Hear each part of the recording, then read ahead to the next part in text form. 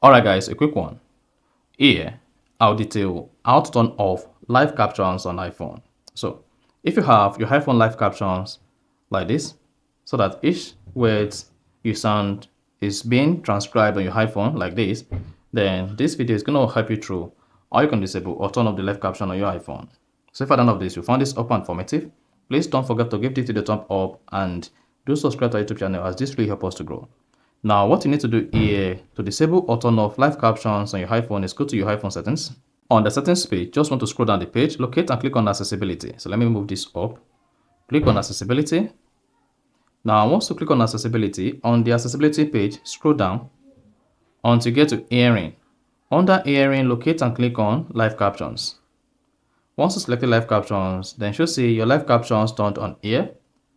To turn off live captions, just disable this, and then you'll see the live caption frame disappeared. And then you're good to go. Whatever you say on your iPhone will not be transcribed again using the live captions on your iPhone. So that is basically how to disable or turn off live captions on iPhone. So if you found this offer informative, please don't forget to like and then subscribe.